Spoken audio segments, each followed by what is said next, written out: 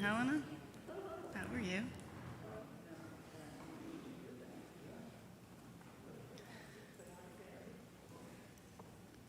Good morning, my friends. How are we today?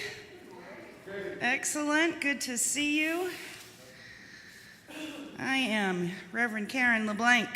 I minister to this congregation as we minister to each other. We are a beloved community of people who believe that everyone is worthy of respect, that science is real, the democratic process is a sacred thing, that we are all part of an interconnected web, and that the light and energy we share and put out makes a difference in this world. We are people of purpose. And if what you hear today resonates with you, we hope you will consider becoming part of this way cool family of seekers and keepers of this long dream that is our church. We will be hearing some about this long dream that is our church from our resident historian, Judy Lund, today. She will be our special guest speaker and provided the readings and so forth for today. Quick housekeeping things. Masks are no longer mandatory in service right now, but they will be mandatory for the meeting today after the service. That is our annual meeting, so please stay for that. We are going to need all the members we can get to stay for that, so we have a quorum to be able to vote on all the stuff that we need to talk about. If you manage to get through that, I'm sure we will still have some coffee left for you.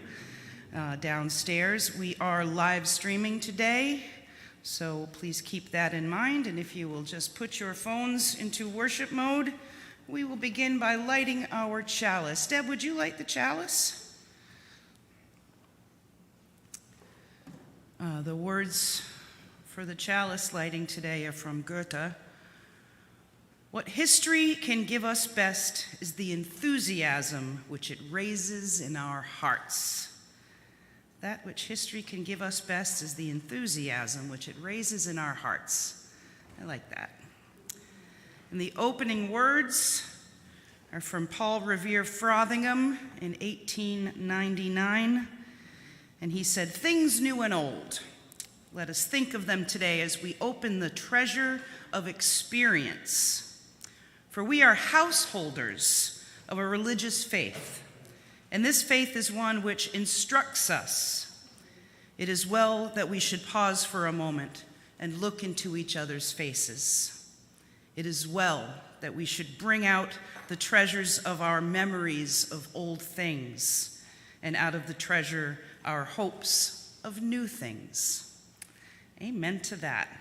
So we're going to have some different hymns here today. We are going to begin. If you will rise in body or spirit as you are willing and able, and sing number 200, "A Mighty Fortress is Our God." We're going old school today, like 15th century old school. Judy does say that this is a little tongue-in-cheek, this.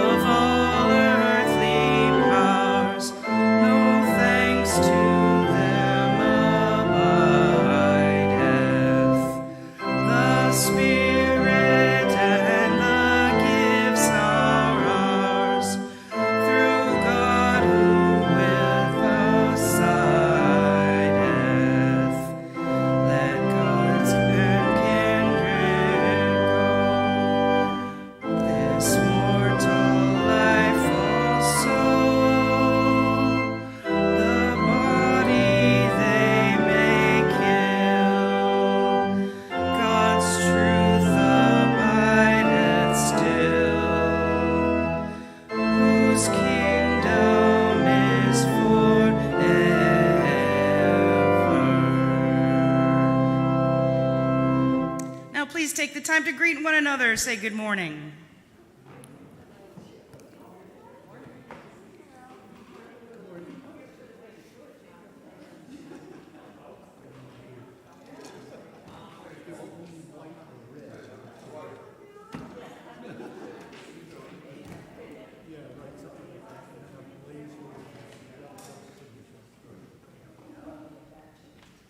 Now we're going to recite our covenant, which is printed in your order of service. We come together as a religious community, upholding freedom of conscience, right relationship, and the inherent worth of all people.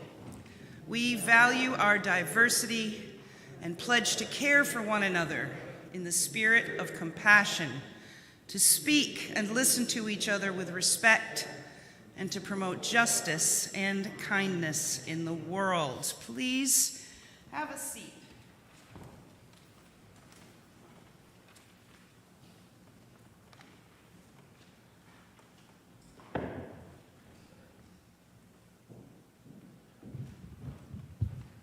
Okay. Bring this out here. Now is the time in our service where we share with each other our joys, our sorrows, our concerns, our fears. If you have something you would like to share, please come on up. I will light the candle for you, and you can tell the world what you would like to share. We have a couple members who are out this week with COVID. We will be sending them some love. I'm going to light that first candle for them.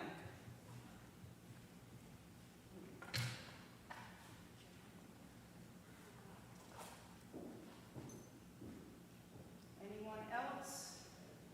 Come on up, Eli.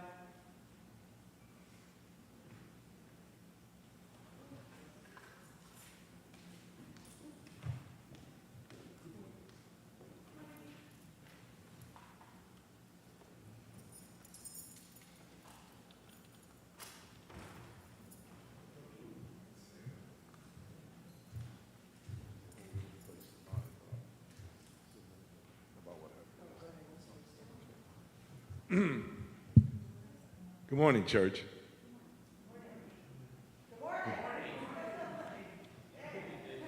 Boy, I'm telling you, this is a motley crew. Boy, okay.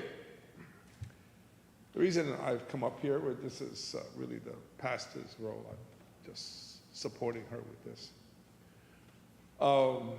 We know yesterday what happened. It's that horrible thing in Buffalo, New York.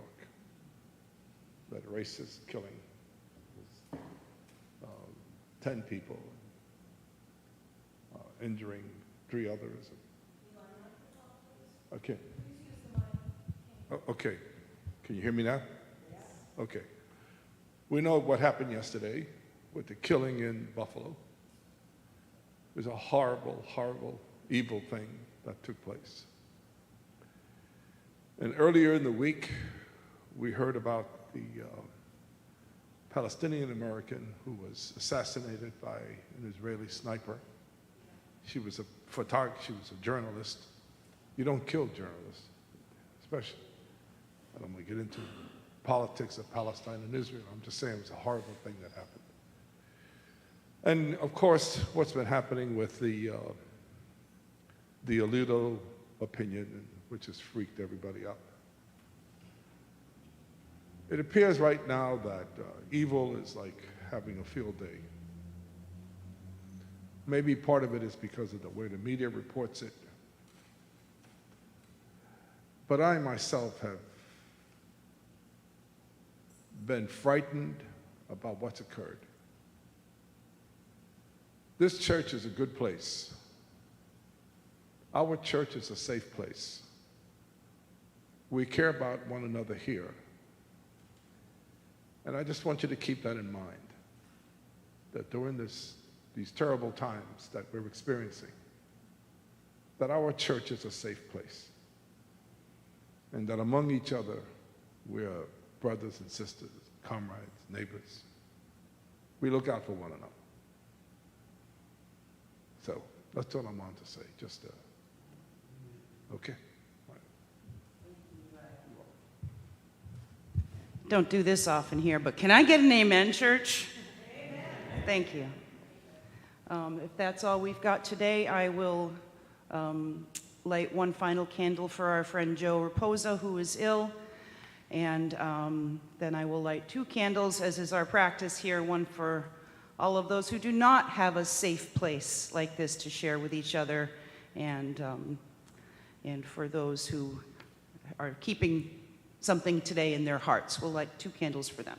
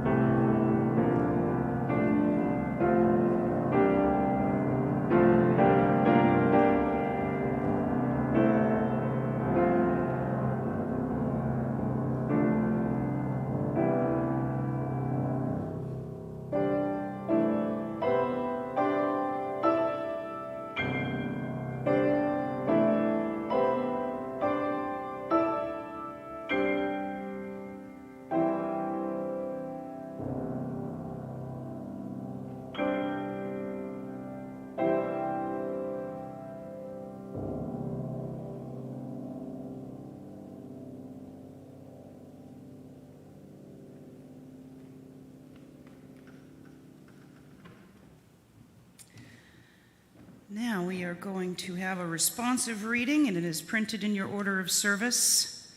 This is from Kenneth Patton, called This House, and I will read the regular type if you will answer with the bold print. This house is for the ingathering of nature and human nature.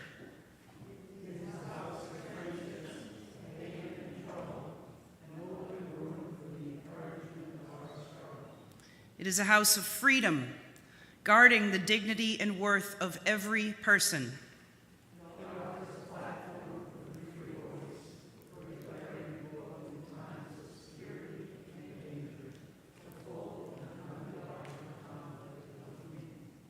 It is a house of truth-seeking, where scientists can encourage devotion to their quest, where mystics can abide in a community of scholars.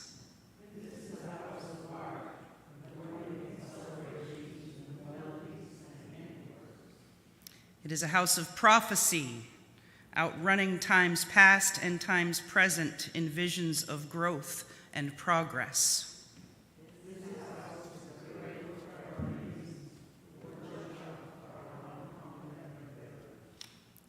Let us enter now into the spirit of prayer and meditation.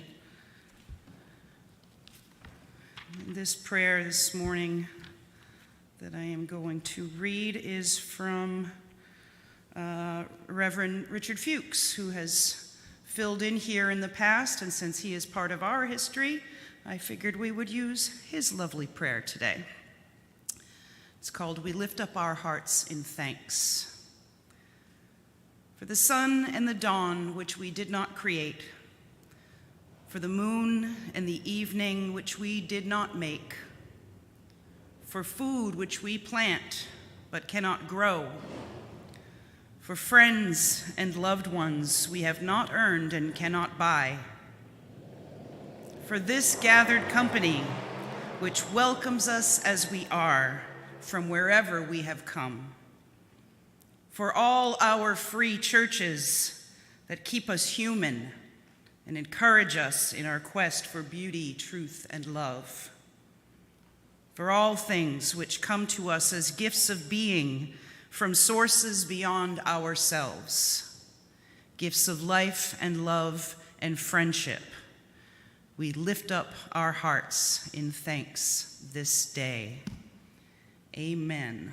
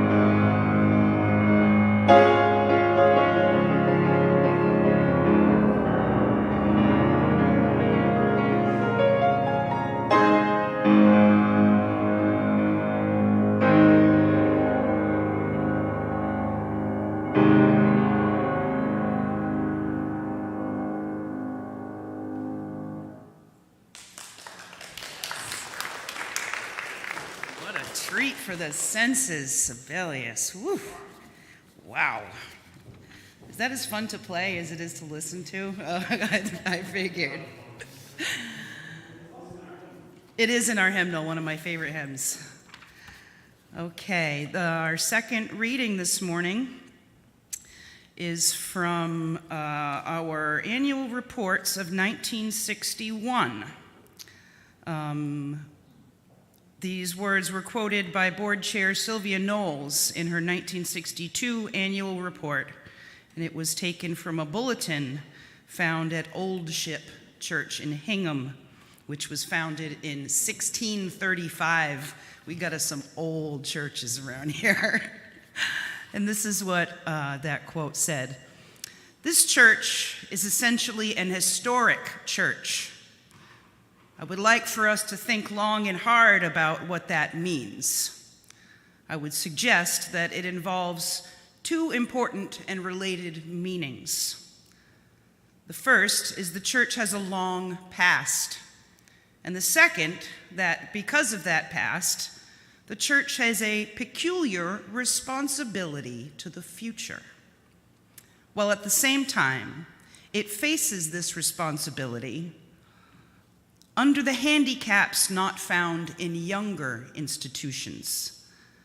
The past is a basis on which to grow, but it can also block growth. It can be a source of values, but it can also becloud our vision. It is the future of this church that is our historic responsibility."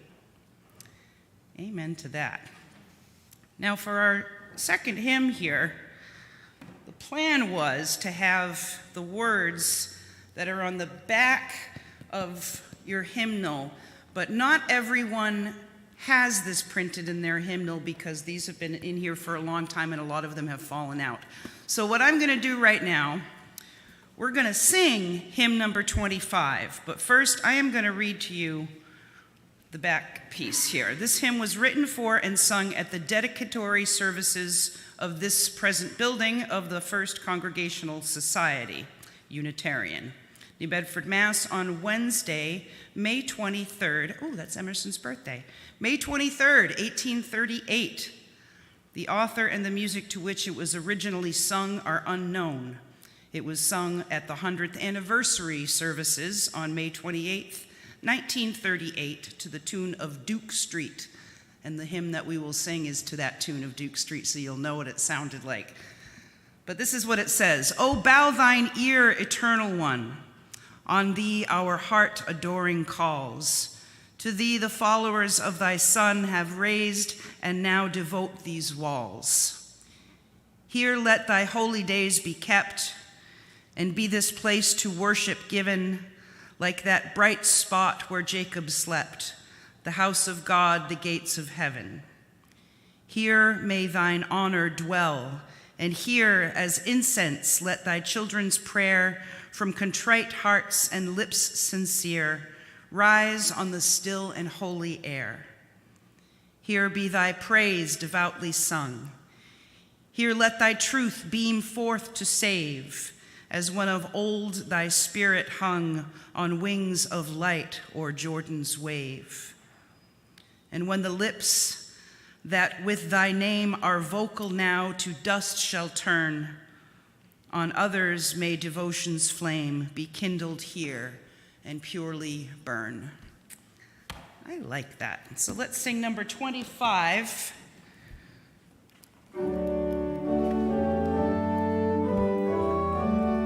Please rise in body or spirit.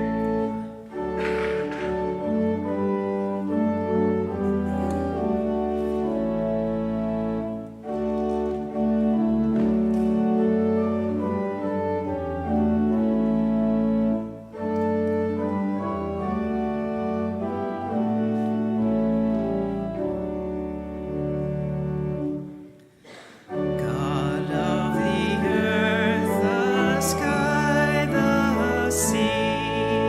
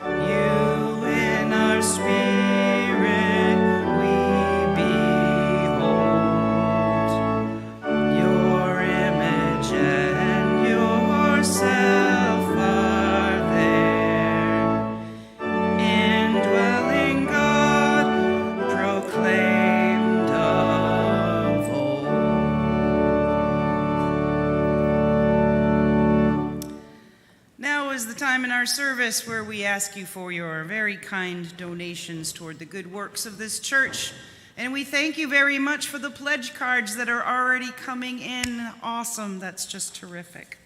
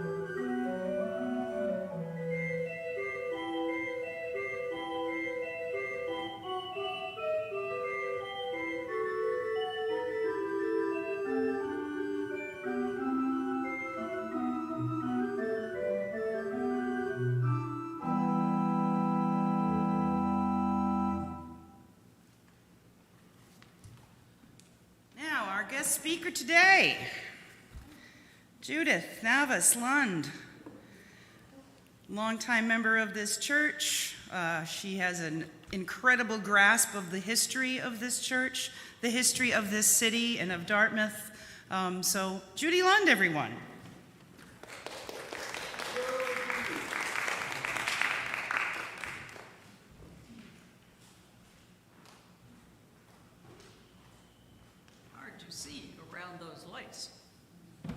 Well, I think all of you probably know me, and first of all, I have to say thank you to Randy for producing the music. I may have had a lot to do with the service, but I sure didn't have anything to do with choosing the music, and it was wonderful. Better? As you may recall, the forebears of our congregation first gathered at the head of the river, where they worshiped for almost 100 years. Reverend Samuel Hunt, a recent Harvard graduate, and Harvard was where you went to learn to be a minister in those days. I don't think subsequent Lunds who have gone to Harvard are planning to be ministers.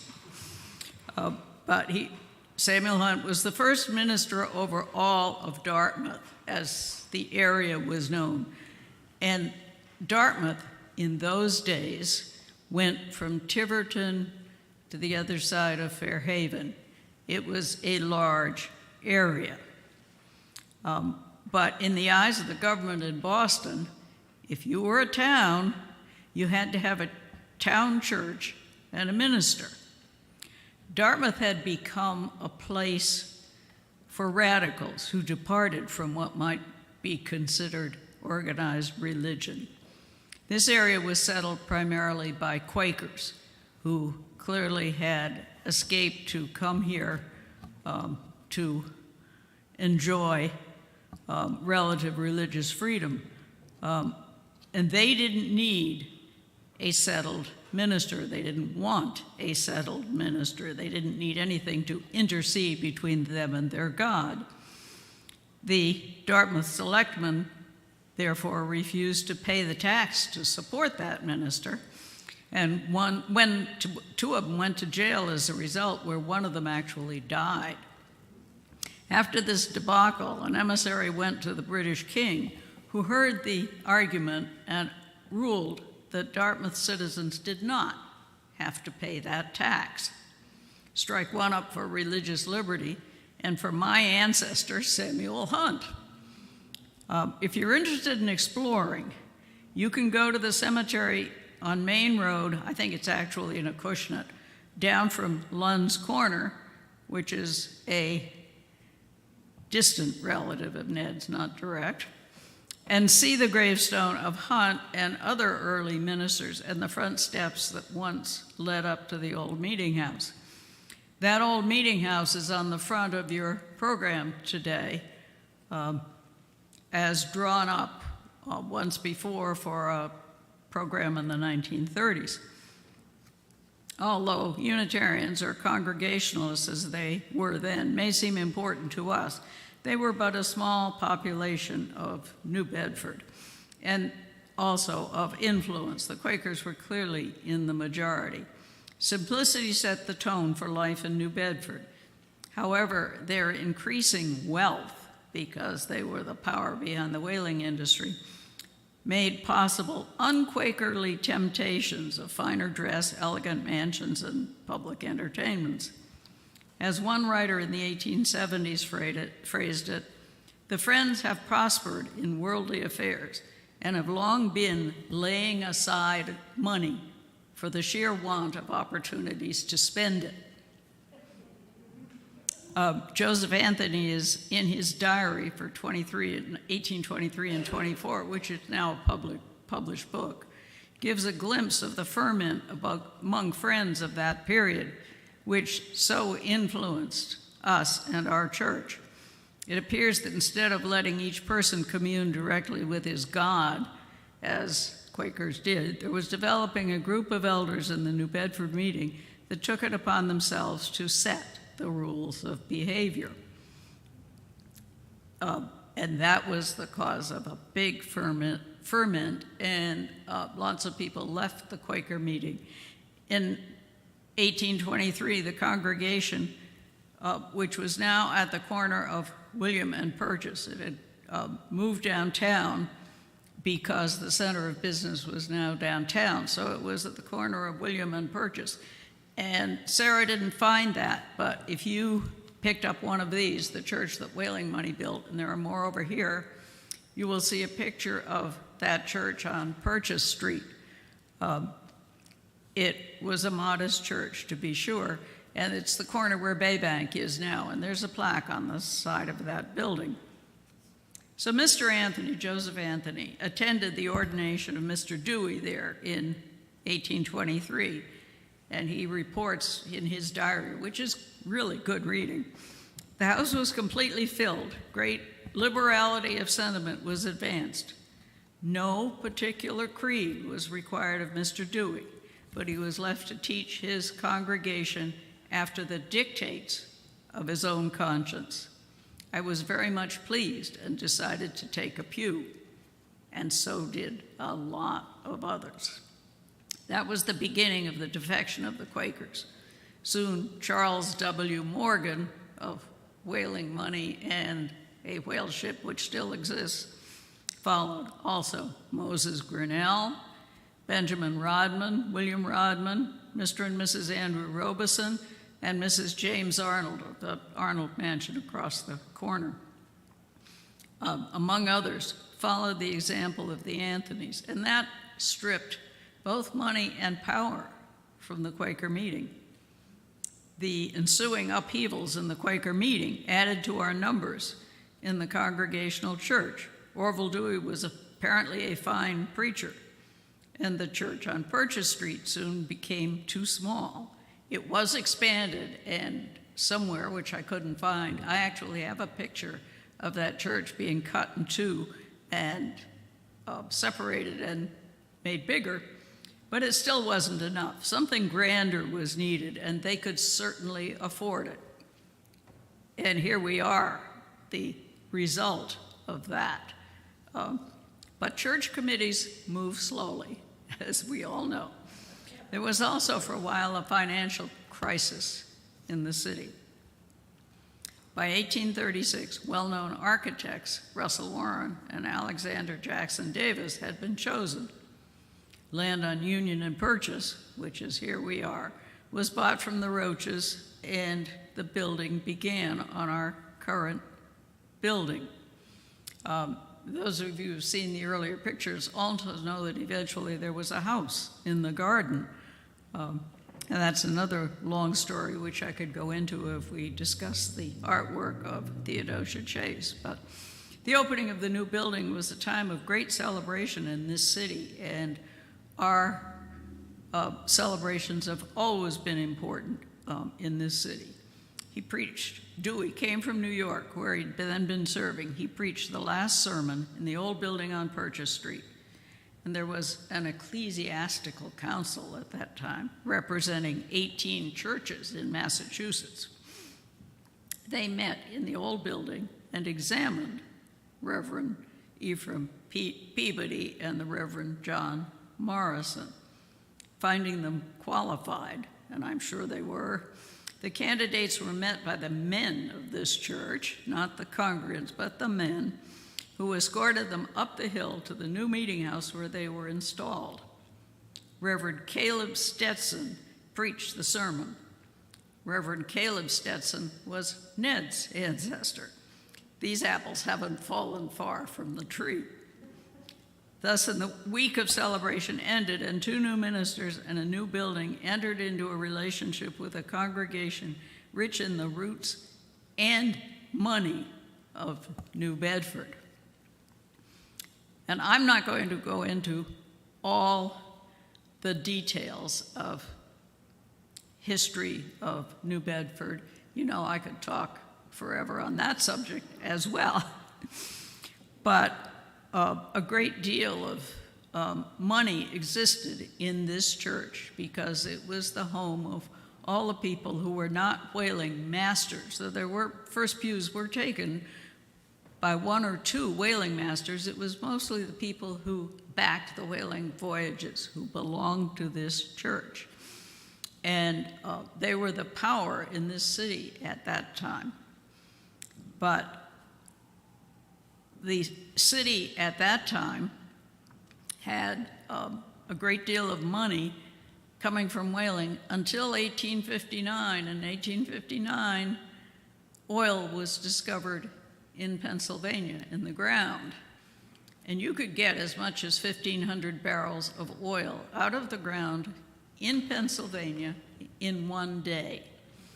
And that was a very good take for a 3-year whaling voyage. So you can be damn sure that that was the end of whaling. Gas was also beginning to be developed as a lubricant, as an illuminant. And so times were changing. And of course, as we look at the city, times have changed any number of times. We went from whaling to the mills, and there were some very powerful mill owners in this congregation, but we had one minister who actually preached against the mill owners because they were requiring essentially forced labor. So we've had a role in this city's activities for a long while. But eventually the mills went south, as we all know, and fishing has taken over. But also with the income tax, which was developed and instituted in the 1920s, whaling money was well taxed, and over time the whaling money is gone, essentially. We have a little bit of it in the heritage of Grinnell, Oregon. This monument to a Grinnell family member made by his family. At the time it was made, it was the largest Tiffany mosaic in North America. We need to think about the history of that object as well as we think about the history of this building and what might happen to it. The church also has been a monument in the city and appears on the skyline in many works of art. I did, as you may see, pull out a number of old photographs of documents of the building of this building. Must have been 15, 20 years ago at least.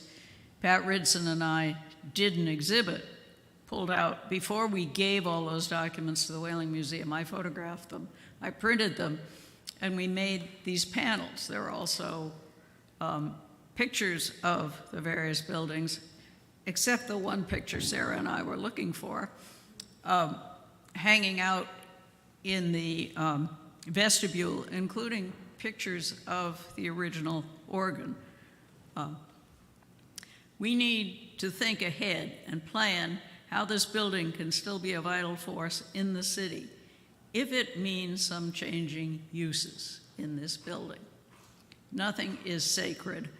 I think we need to think about the heritage of the organ and the music in this church and in our community. We need to think about the heritage of this thing behind me, which may or may not be your taste, but still is quite a valuable, well, I won't say valuable in terms of money, valuable in terms of history, monument, because what do you do with anything this big? Recently, some Tiffany things like this one recently was donated to a museum, but even a museum would need a very large space for it. There are 2 Tiffany mosaics in this city. It was a city of money. And the other one's down in Pilgrim United. It's a little smaller, but it's also has a great deal of impact. And if you haven't been close to this, you ought to get up here and look at the glass, because it's Tiffany glass. It's all variable glass. It's just beautiful. It's something we need to think about. Whatever happens to this building, how it is used in the future. I can see where it might be even possible to remove pews and have a more flexible space here to do a variety of things. But we need to think about those things as we go forward. Frothingham was saying it a lot of years ago, but he was saying it when we had much more money than we have now. We need to think about the future. As Karen told us, this month's Soul Matters theme is nurturing beauty. This is something we need to consider as we consider the future of the building. We are not only householders of this religious faith, as Frothingham said 123 years ago, but householders of this building as well. Thank you.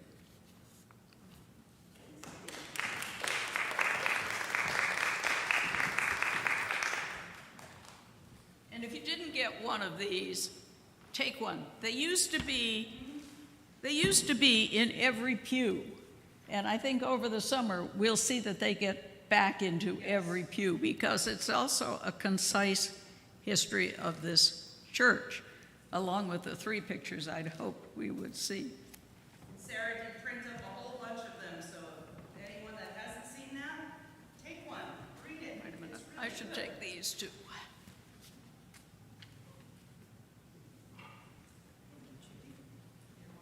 I tried to be brief because last time I talked too long. I can talk. Thanks, Judy. That was outstanding. And if you get a chance later, this These boards up here kind of go through the process of finding and buying this land and all of those men that made it possible, and the architects, how this place was built. Very interesting. And you can see, it took, as it always does, a lot of paperwork, a lot of discussion. Oh, yeah, I can't imagine. What do you mean? There's also a picture up here that we found earlier this week in the office of laying out our labyrinth in 1998, and I am in that picture, under 30 years old. Our closing hymn this morning is in your teal hymnal. We sang this last week. Let's sing it again. It's such a great hymn. Number 1064, Blue Boat Home. Please rise and body your spirit.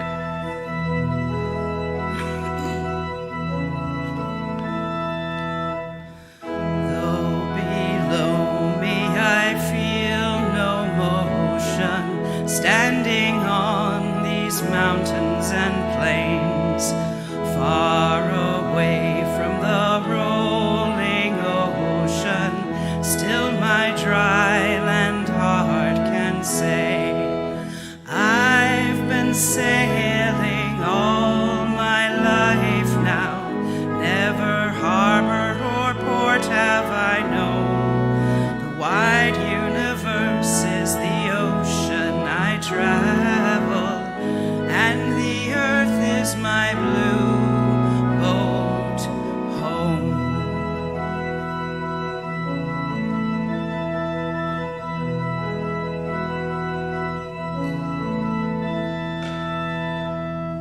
Sun, my sail, and moon, my rudder, as I ply the starry sea, leaning over the edge in wonder, casting questions into the deep, drifting here with my ship's companions, all we kindred pilgrim souls, making our way by the lights of the heavens in our beautiful blue boat home.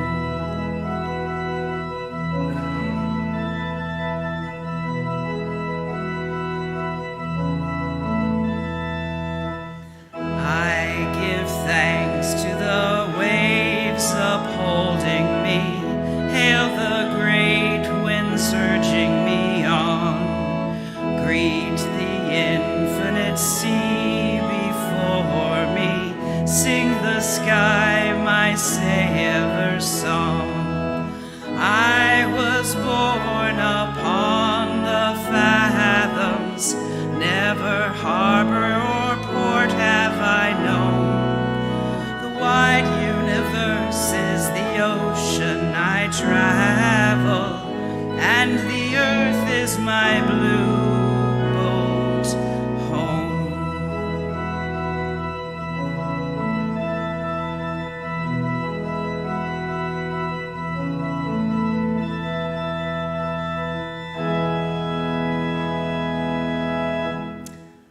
Our final words today are from William Potter, said in June 1888 at the celebration of the 50th anniversary of this building. He said, "It would not be in keeping with this society's past history to continue just what is today.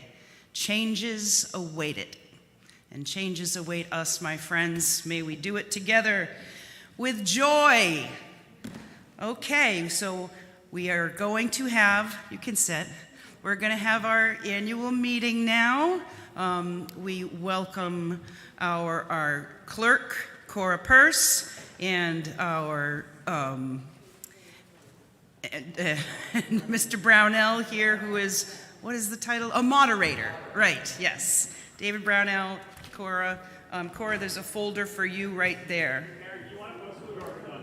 I'm sorry? Do you want the postlude or are we done? Oh, no, we're going to have a postlude first, yes. I was just going to yes, please, postlude us. It's right there, Cora. Yes.